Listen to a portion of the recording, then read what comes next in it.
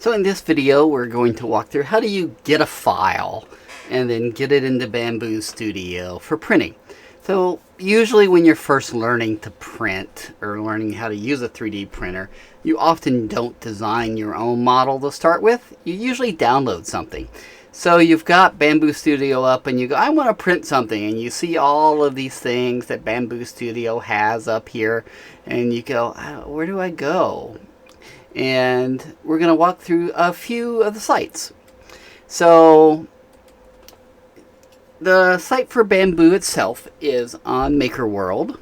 And so if you just go to makerworld.com, you will find all sorts of different downloadable models. And if you go to the 3D models tab at the top, it will take you to their home page. And on the left side, you'll be able to see the different categories that you can download materials or different models. And let's say that I wanted to search for something. Let's say I like butterflies. Okay, so I got a butterfly. So it's going through the search. Alright, so now we got butterflies. Alright, and so I can say, hey, yep, I want to download a butterfly or something like this. Right, I can pick whatever I would like here. Or maybe I want to download a cat. Okay. Let's see. Let's download a cat. Okay. So what cat shall we download?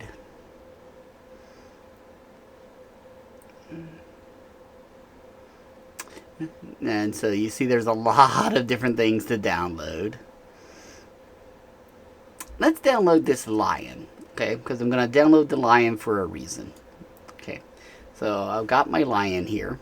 Okay, so if I went over here and I went into Bambu Studio, and notice up here at the top I've got my different printers.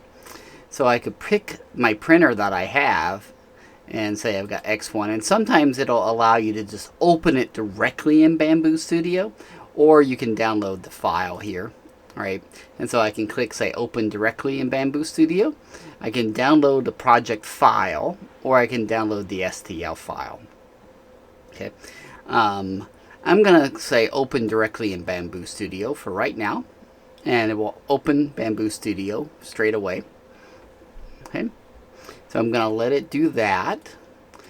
Okay, and there's importing the model. Oh, it looks like there's an update. I'm going to cancel that. So it automatically imported it for me. Okay, so that's pretty straightforward. Okay, now what I want to also do is show you how you can download it. So if I click download it, because open in Bambu Studio sometimes isn't always an option. So I'm going to click download. And I'm going to click download it. Okay, and now I've got a little download up here at the top, and it downloads it as a zip file. Okay, so I'm going to click open my little folder here, and so it opens it over here. I'm now going to open up my Bambu Studio, and I'm going to click on my prepare. This is my last file that I had, so I'm just going to delete that. Okay, and let me zoom in here a little bit. I'm going to orient my plate here. I'm going to take this file and I can just drag it over and drop it right in. Alright, so both ways work. Okay, and whichever way is easiest. So if you have the open Bambu Studio, you can open it. So every now and then I will have that freeze. It kind of depends a little bit on the model. So now I've got my lion. Okay. Now why I wanted the lion is this little area under him and probably his chin. That's going to need supports. And so notice I've already got my support checked. And if I sliced it, it should pop up a little warning. Okay, I'm going to leave all my settings the same. And notice where it says object has floating regions. That means it thinks it's going to need supports. So that orange will let you print it, but it might not look right. So anytime you see an orange error in Bambu Studio, double check that you've enabled supports.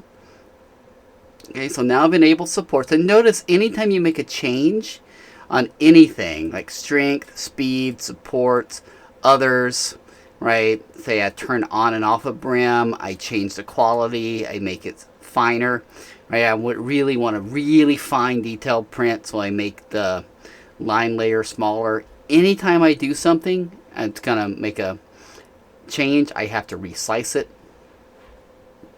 Okay, so while that is slicing, notice I made this 0.12 and it says fine. This is going to take a lot longer to slice, and it will take a lot longer to print. Think of it as now you're taking your model and you're slicing it into a lot finer layers. They're thinner. Okay, so it's going to be longer to slice. And look at there.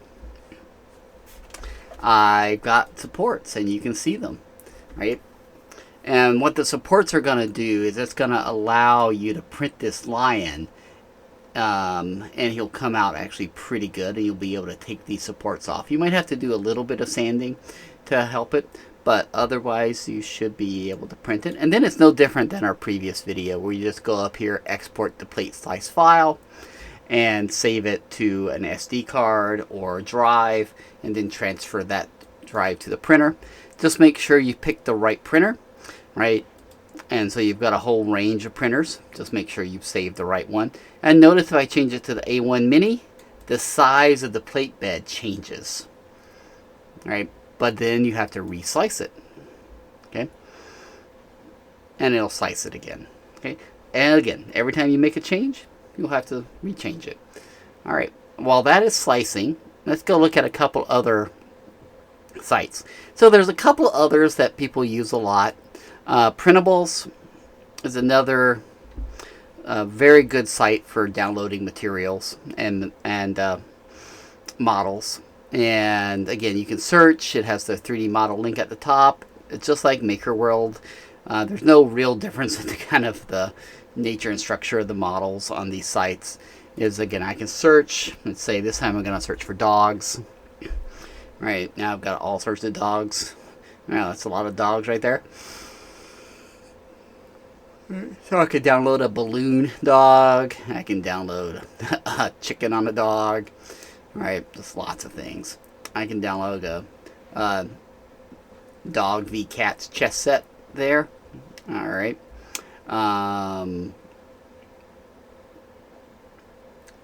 Other dogs. So again, same thing. So if let's say I want to download, what do I want to download? Oh, let's pick something here. Let's go to this chess set, see what they have. Okay, so printables, I've got my chess set. Usually what I can do here is I've got my details, I've got my files. When I click those, notice it's all one, and it's a 3MF file, so I can import all of them at the same time. So I'm going to click download. Okay, I can sign up if I want. I'm not going to.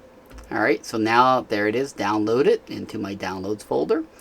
I'm going to go back to my Bambu Studio. I'm going to delete my lion. Yeah, and I'm going to change my P1S. Let's make it an X1 carbon, because it might be need a bigger plate. I am going to import. Notice I can import 3MF, STL, steps, SVGs, OBJs. So I'm going to go import my file. There's my cats v dogs. I'm going to open. And let's see.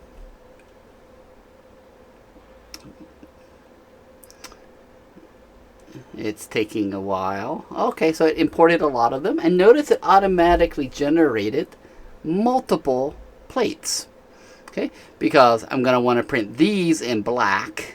Okay, and these guys in white. Okay, that makes a lot of sense. But, you know, I'm not sure that I will want to do that. So if you wanted to get rid of some of these, what I would do in this case, unless you wanted to make these bigger, is I would take all of these black ones and just move my pawns, which look like little pugs, all onto one plate. Then I can print all my black pieces at the same time. Okay, it does look like that they're using the same filament, and then I can just click this little X right here and close that. Right, perfect. Then I got all my dogs on one, and I'll do the same thing with the cats on the other. But let's imagine here it's printing on the A1. I'm going to change this to my X1 carbon. Okay, it's the same bed size for the A1s. I'm going to click global here so I can see all my settings. It's got standard settings. Okay, this might be one if I'm printing chess pieces.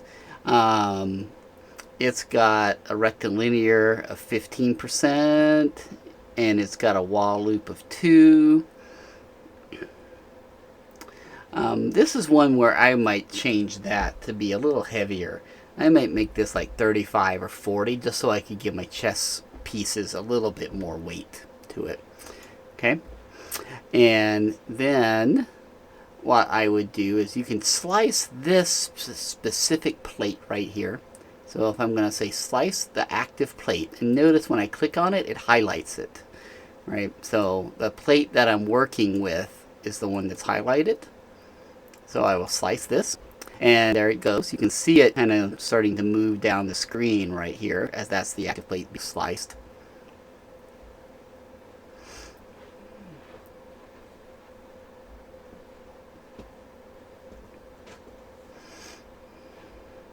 And notice I'm over here in preview mode up here at the top. Perfect. Alright, so I put in some, notice I got a warning down here. So it looks like some of my, when I go in, looks like some of my supports are overlapping each other. So I'm going to go back to prepare. So I'm going to move these guys apart a little bit. Okay. So let's just spread them out a little bit. And you can move these guys. Bambus are actually quite good. You can get them all the way to the edge, basically. The one thing that you typically want to avoid is having your print over where it prints the calibration, and this little area right here that it uses for the calibration. And let's see if this does the trick. This looks pretty spread out. Okay, so let's slice this plate again.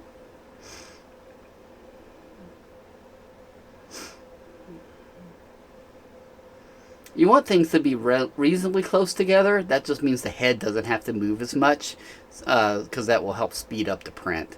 And as is, this is an 8-hour and 30-minute print. Okay, so now if I wanted to go over to prepare again, and I wanted to do the same thing with my cats. All right, and so now I'm going to move my pawns over here. The rooks are a little funny. They're just a cat head on top of a rook. The kings and queens are kind of cool, though.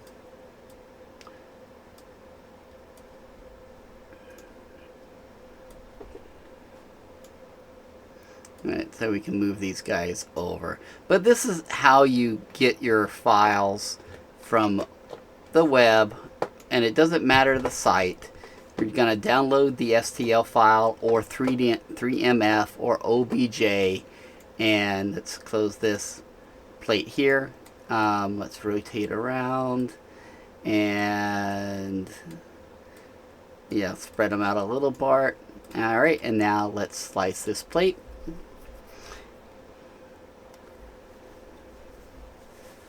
I've got my supports turned on.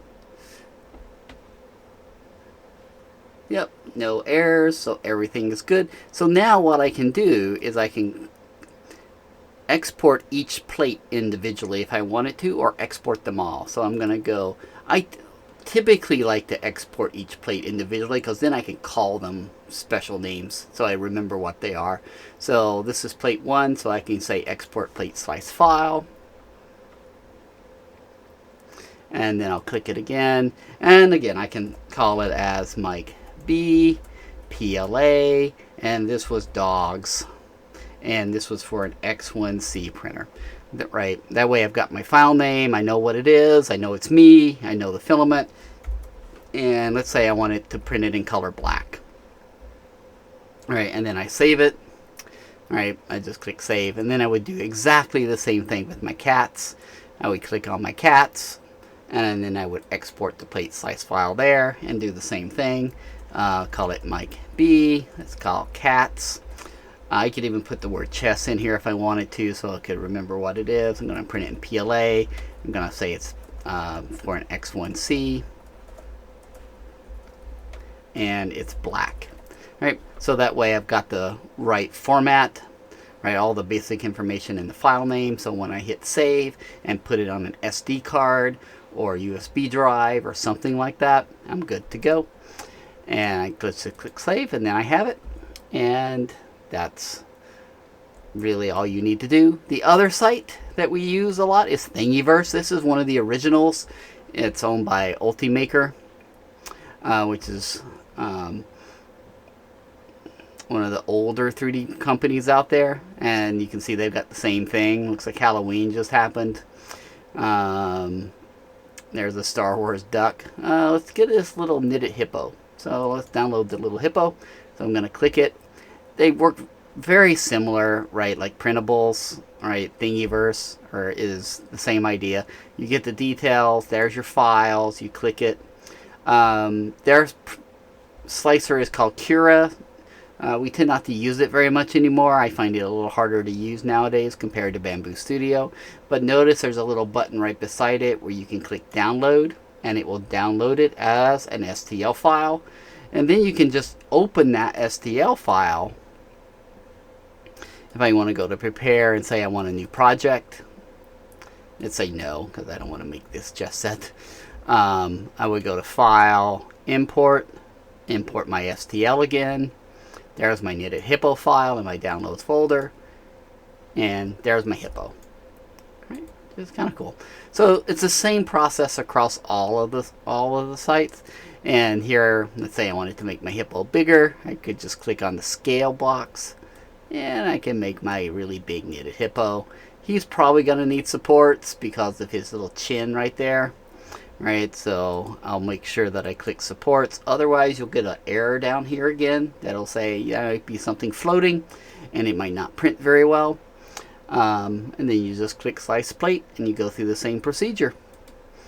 Alright, because it's going to keep the same default settings as before. This might take a while again, but that's really the basics of how you find and download something. So while this is slicing, again, our three big sites that we typically use is MakerWorld. We use Printables, which is by Prusa, and we use Thingiverse, which is by Ultimaker. And you'll probably be able to find most things on these three sites. Most things are free. Just be on the lookout that you might have some things that are not free. But other than that, you are good to go.